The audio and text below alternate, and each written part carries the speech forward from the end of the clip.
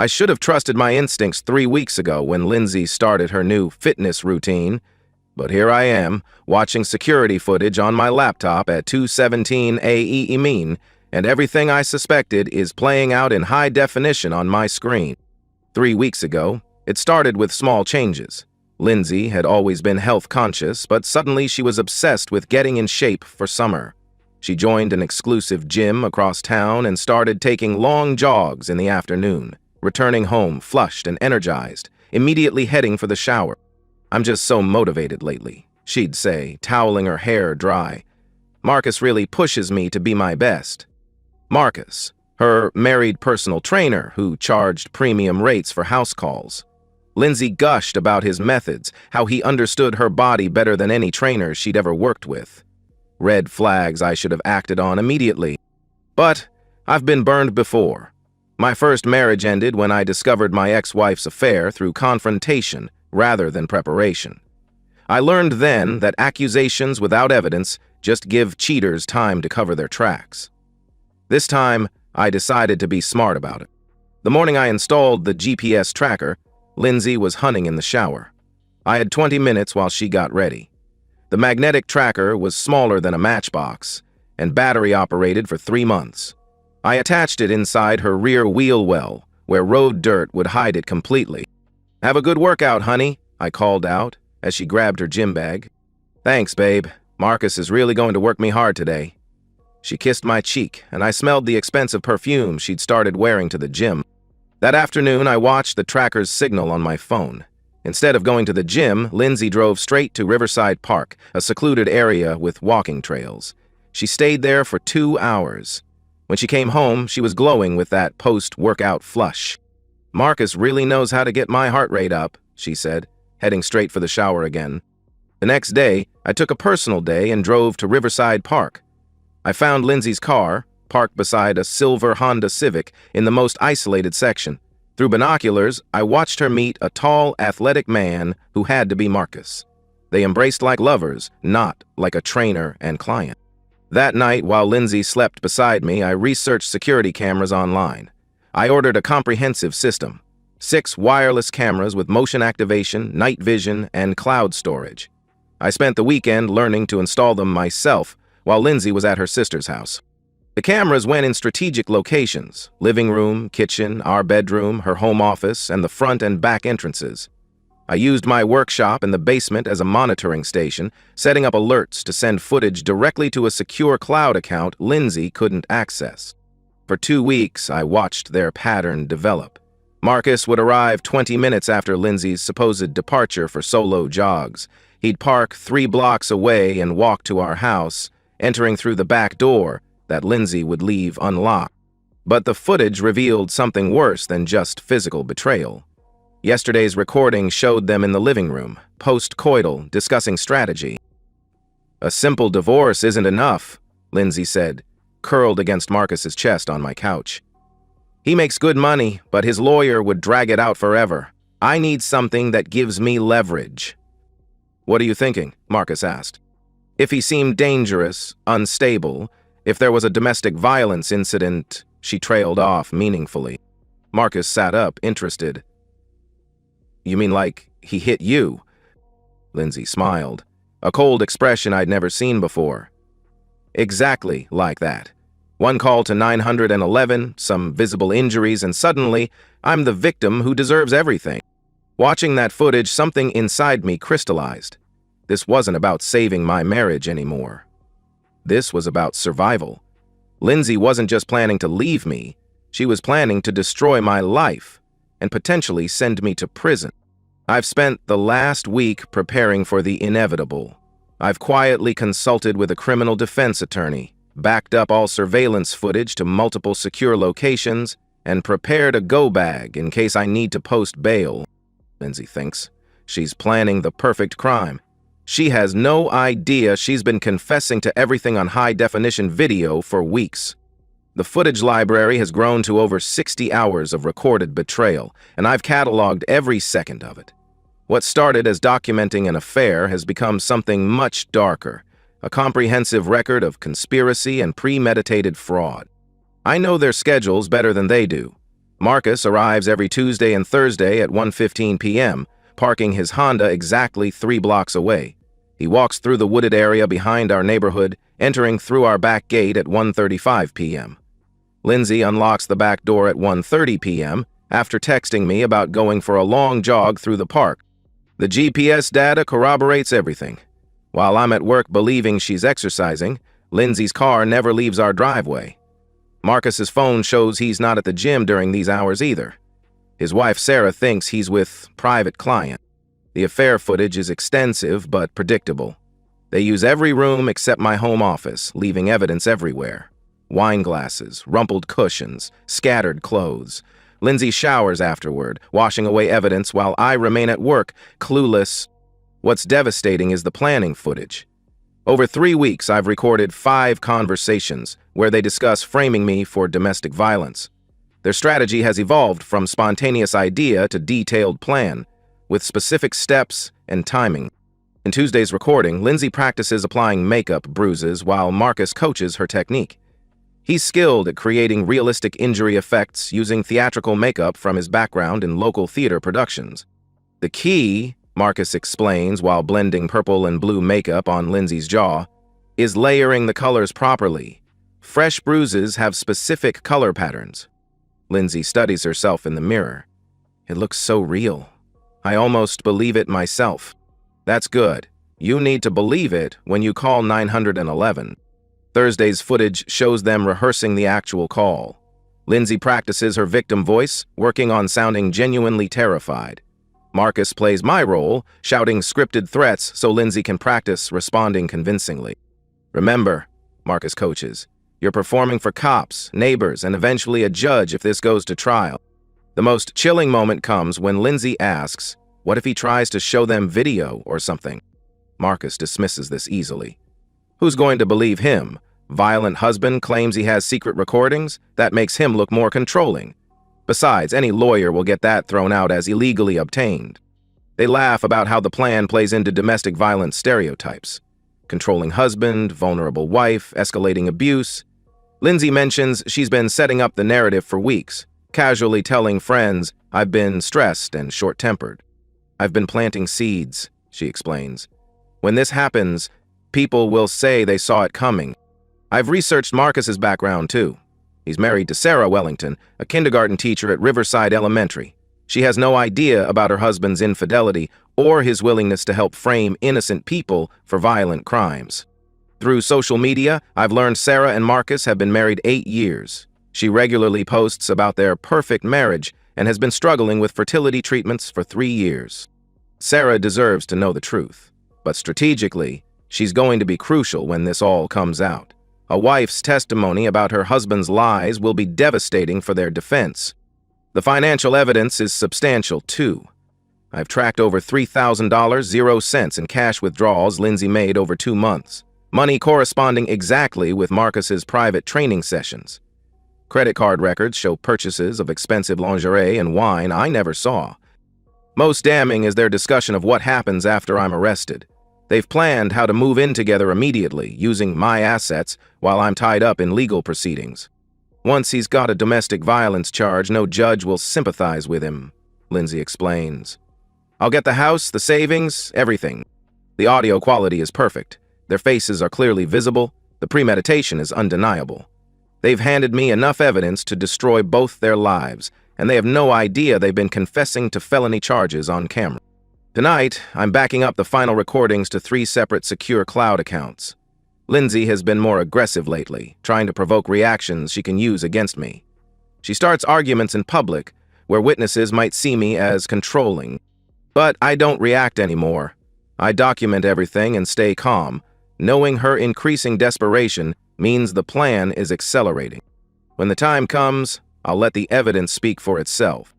The trap is set, and Lindsay is walking directly into it with the confidence of someone who believes she's in complete control. For the past week, she's escalated her provocation attempts while I've maintained perfect documentation of every manipulative tactic. Yesterday morning, I met with David Lewis, a criminal defense attorney specializing in false accusation cases. I presented it as hypothetical consultation about a friend's situation, but David read between the lines. Your friend should know that false police reports are felony charges in this state, David said carefully. If someone attempted to frame him with premeditation and conspiracy, we're talking about serious prison time for the accuser. I paid David's consultation fee in cash and left with his business card. I also transferred $50,000, 0 cents, to a separate account for legal fees and bail. The surveillance equipment has been running flawlessly for over a month. I've got 127 hours of footage stored across 3 secure cloud platforms. The backup system is redundant. Even if Lindsay discovered and destroyed the physical cameras, the evidence would remain safe. Lindsay's behavior has become increasingly erratic as her plan approaches execution. She's been picking fights over trivial matters, hoping to provoke a response she can escalate. Yesterday, she knocked over wine in the kitchen, then claimed I grabbed her arm too roughly when I steadied her. "You're getting more aggressive lately," she said, rubbing her arm dramatically. "That hurt." I apologized and cleaned up while she photographed her arm, presumably building evidence for her performance. But my cameras captured everything from multiple angles, showing clearly that my touch was gentle and protective. She's been staging accidents, too. Last week she claimed I pushed past her on the stairs. She practices stumbling when I walk near her, creating opportunities to claim intimidation. Each incident is photographed in what I assume is a journal, establishing a pattern of abuse. The most disturbing development is her new friendship with Janet Morrison, our neighbor who works as a domestic violence counselor. Lindsay has coffee with Janet regularly, discussing her concerns about my behavior. "I'm probably just being paranoid," Lindsay told Jeanette last week. "But he's been so controlling lately. He questions where I go, seems suspicious of everything." Janet, trained to recognize warning signs, responded exactly as Lindsay hoped. "Trust your instincts. Those behaviors often escalate." Lindsay is building a narrative with professional validation. Janet's testimony would be powerful evidence if I hadn't recorded Lindsay rehearsing these conversations with Marcus first. Marcus has been preparing too. Yesterday's footage showed him bringing props, fake blood, theatrical makeup, and printed instructions on documenting injuries for legal proceedings. "The photos have to look authentic," Marcus explained. "Lighting, angles, timing, everything matters." They spent 2 hours staging a complete dress rehearsal. Lindsay applied bruise makeup while Marcus photographed the process. They practiced her 911 call, with Marcus shouting believable threats in the background. "Remember," Marcus coached, "you called because you feared for your life. That fear has to be in your voice." Lindsay's performance was Oscar-worthy. Listening to her practice scared pleas while laughing between takes was genuinely chilling. They've scheduled their performance for tonight. I know because they discussed timing extensively. Friday evening, when neighbors are home to hear the disturbance, when police response is slower, and when I would typically be relaxed and drinking wine. "Friday night is perfect," Lindsay told Marcus. "He'll have had a few drinks, so he might react more aggressively. If not, at least the cops will smell alcohol."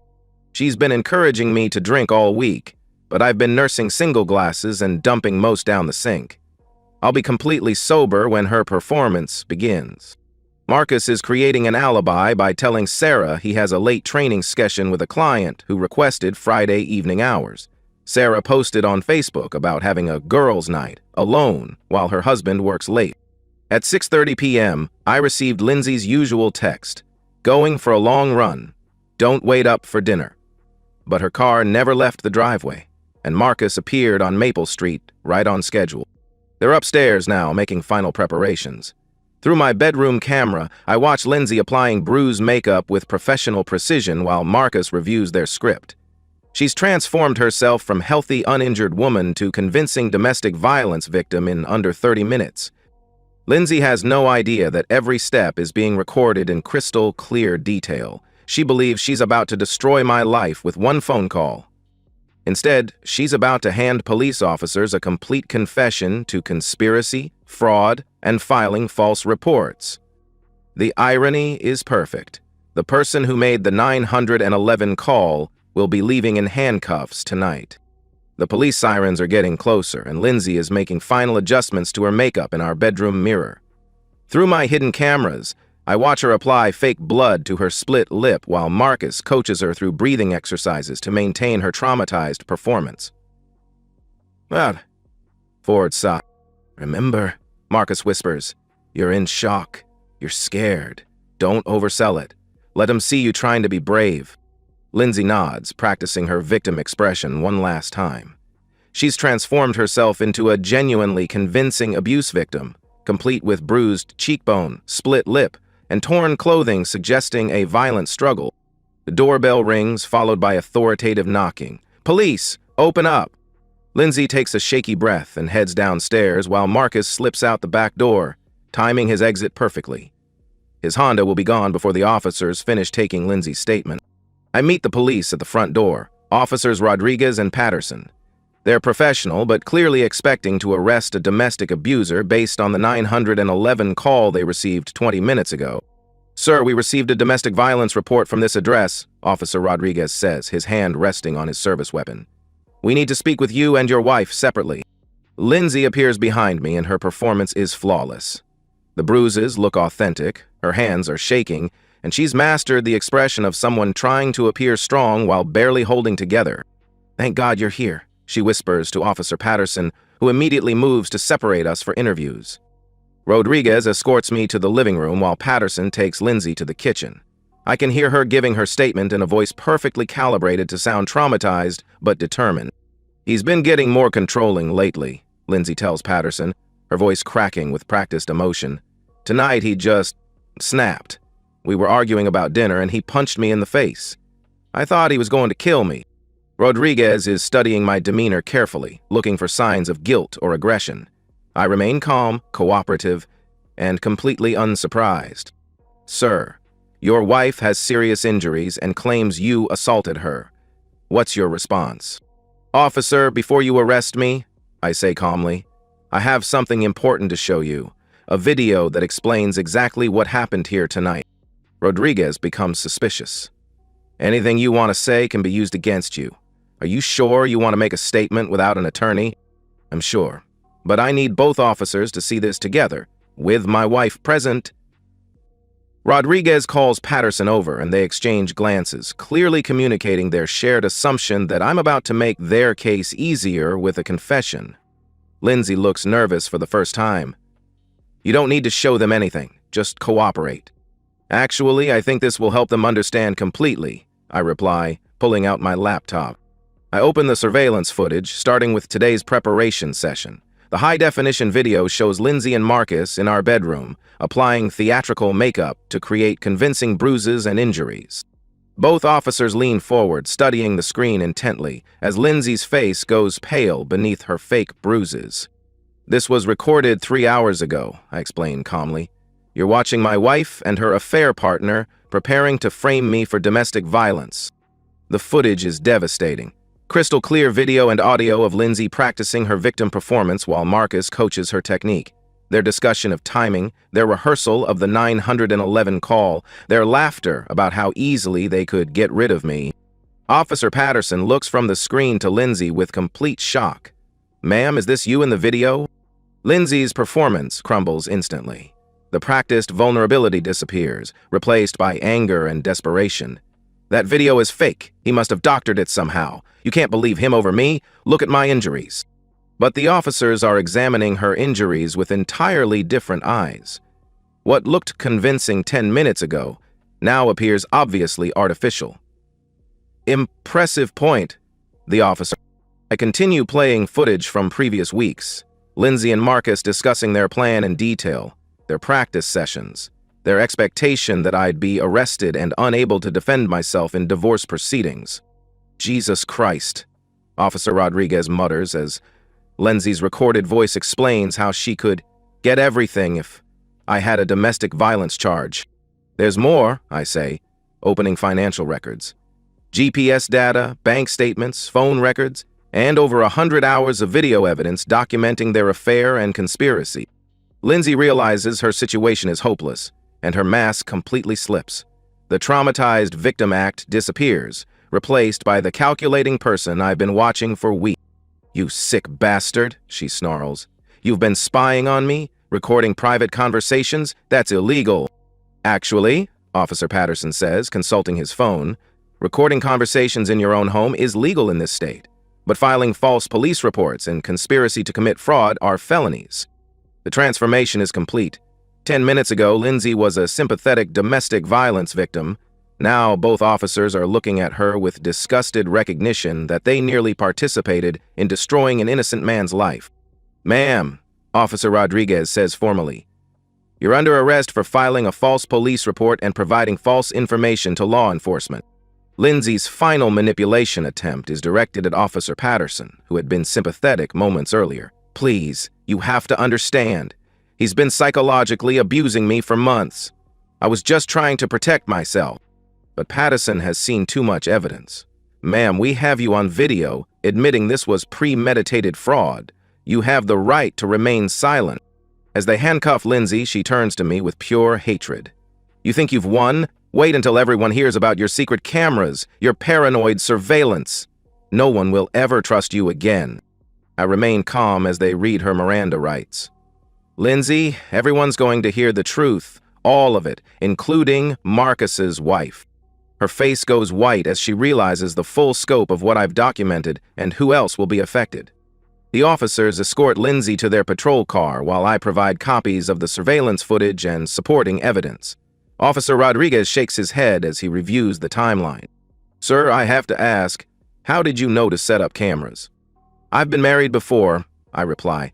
"I learned that when someone shows you who they really are, you should believe them and document everything." As the patrol car pulls away with Lindsay in the back seat, I realize the hardest part is over. The truth has been revealed, justice is being served, and I'm still a free man instead of sitting in jail while Lindsay emptied our accounts. But this is just the beginning. Tomorrow I have a phone call to make to a kindergarten teacher named Sarah, who deserves to know the truth about her husband. Sarah Wellington answers her phone on the second ring, her voice cheerful and unsuspecting. "Hello? Mrs. Wellington, my name is David. You don't know me, but I have information about your husband Marcus that I think you deserve to know." There's a pause, and when she speaks again, her voice carries the cautious tone of someone who's received unexpected calls before. "What kind of information?" "The kind that might help you understand why your marriage isn't what you think it is." "Could we meet somewhere public? I have evidence I'd rather show you in person." 2 hours later, Sarah and I sit in a quiet corner booth at Morningside Diner. She's exactly what I expected from her social media presence. Kind-paced, soft-spoken, the type of person who teaches kindergarten because she genuinely loves helping children grow. "Mrs. Wellington," I begin carefully, "yesterday my wife was arrested for filing false domestic violence charges against me. Her affair partner, your husband, helped her plan the entire thing." Sarah's face goes through several expressions: confusion, disbelief, then dawning horror as I show her the surveillance footage on my laptop. The video evidence is comprehensive. Sarah watches her husband of 8 years passionately kissing my wife in my living room. She sees Marcus helping Lindsay apply fake bruises and coaching her through 911 call rehearsals. She hears him laugh about framing an innocent man for violent crimes. "Oh my God," Sarah whispers, her hand covering her mouth. "That's really him? I'm sorry. I know this is devastating, but you deserve to know the truth." Sarah stares at the screen as I show her GPS data proving Marcus lied about his whereabouts during his supposed private training sessions. Bank records showing Lindsay paid him over $3,000. 0 cents. Phone records documenting hundreds of calls and texts between them over 4 months. "All those nights he said he was working late," Sarah says quietly. "All those weekends he claimed to have emergency clients. He was with your wife. Planning to destroy my life," I add. The domestic violence frame job was their exit strategy. Lindsay gets everything in the divorce while I fight felony charges, and Marcus gets to start fresh with her money. Sarah is processing the betrayal methodically, her teacher's mind organizing the evidence and timeline. 4 months ago, Marcus started acting different, more secretive, less affectionate. He said he was stressed about building his business. I show Sarah the final piece, footage from 2 days ago where Marcus and Lindsay discuss their post-arrest plans. They talk about moving in together immediately, using my assets to fund their new life, and Marcus finally leaving his boring, pathetic wife, who can't even get pregnant properly. Sarah's composure finally breaks. Not dramatic sobbing, but the quiet tears of someone whose world has just crumbled. We've been trying to have children for 3 years. Through fertility treatments, miscarriages, thousands of dollars in medical bills, and he called me pathetic. Sarah, I'm not just here to show you what your husband did. I'm here to offer you the same thing your husband tried to take from me, the truth, and the evidence you need to protect yourself. I slide a USB drive across the table. Everything is on here. The affair footage, conspiracy evidence, financial records, GPS data, phone records. Marcus helped plan a felony, and he's going to face charges. But you can use this to protect yourself in divorce proceedings. Sarah stares at the USB drive like it contains nuclear secrets. This is really happening, isn't it? My marriage is over. Your marriage to a man who doesn't exist was over 4 months ago. Now you get to divorce the man he really is with evidence that will protect your interests. Sarah's transformation begins immediately, just as mine did when I first suspected Lindsay's betrayal. The shock gives way to practical thinking, the devastation transforming into determination. That is the turn. What kind of charges is Marcus facing? She asks. Conspiracy to commit fraud, accessory to filing false police reports, potentially conspiracy to commit perjury. He's looking at serious prison time. Sarah nods, her mind already working through implications. So he'll be arrested soon? I expect charges within the week. Then I need to file for divorce immediately, before he can hide assets. Sarah's voice is getting stronger, more determined. Over the next hour, Sarah and I develop her strategy. She'll file for divorce Monday morning, citing adultery with comprehensive video evidence. She'll change the locks while Marcus is at work, having him served when he returns. She'll freeze joint accounts and document all marital assets. The fertility treatments, Sarah says with growing anger. The money we spent, the trauma I went through, while he was planning to leave me for your wife. He watched me cry over miscarriages while sneaking around. Now you can make sure he pays for that betrayal, literally and figuratively. Sarah leaves with purpose and evidence, transformed from victim to advocate for her own justice. Watching her walk to her car, shoulders straight and expression determined, I recognize the same transformation I went through. Meanwhile, Lindsay sits in county jail, unable to make bail due to flight risk. Her attempts to claim she was psychologically abused have fallen flat with prosecutors, who've reviewed hours of footage showing her as the primary architect. Marcus doesn't know yet that his world is about to collapse. He thinks Lindsay was arrested for poor execution, not for the plan itself being exposed. He has no idea his wife now possesses evidence of his affair, lies, and criminal conspiracy. His arrest will come Tuesday morning. They're building an airtight case that will likely result in felony convictions for both Lindsay and Marcus. But legal consequences are just the beginning. Sarah's divorce will destroy Marcus financially. Adultery laws combined with video evidence will ensure she receives a favorable settlement.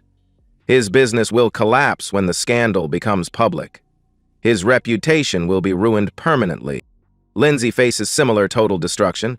Her criminal charges carry potential prison time, and our divorce proceedings will be straightforward given the overwhelming evidence. She'll lose everything she was trying to steal from me.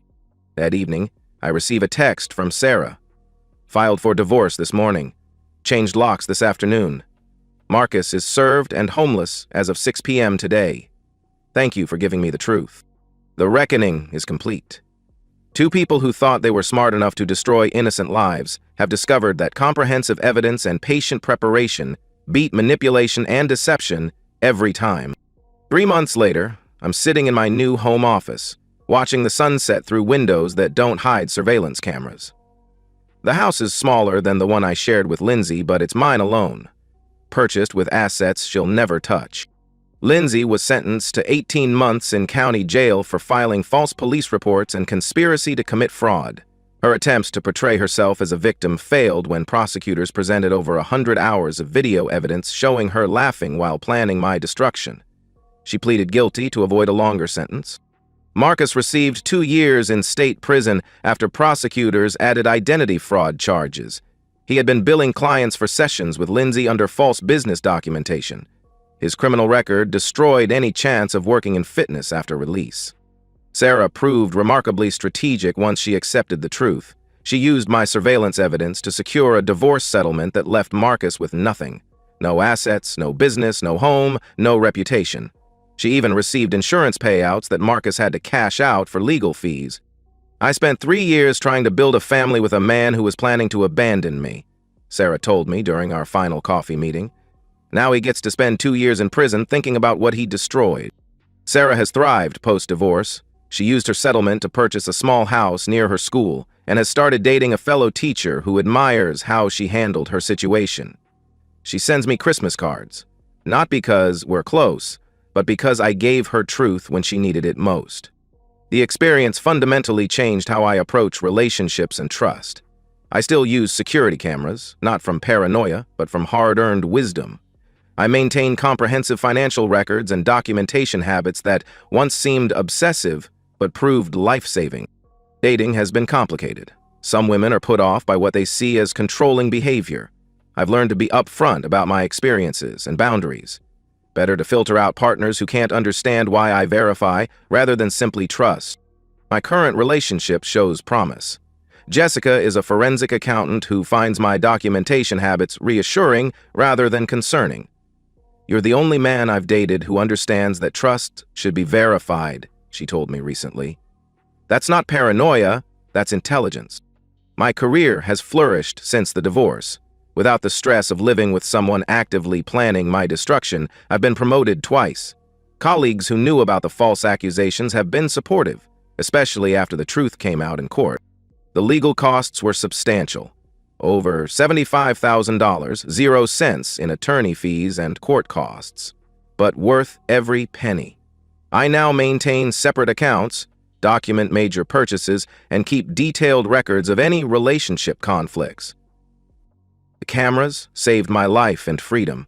The surveillance prevented me from spending years in prison for crimes I never committed. The documentation protected my assets from fraudulent seizure. I've made peace with becoming someone who verifies trust, rather than assumes it. I've built new relationships with people who appreciate honesty and accountability. I now do occasional consulting work for divorce attorneys who need help with evidence organization. It's supplemental income, but more importantly, it allows me to help others protect themselves from elaborate deceptions. Last month, I helped a woman document her husband's financial fraud and affair. The evidence we gathered ensured she kept her assets and children while her husband faced criminal charges.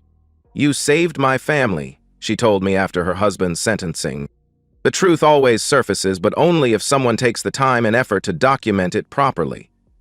I've learned that people who plan elaborate betrayals usually reveal themselves completely if you're patient and thorough enough to capture their confessions.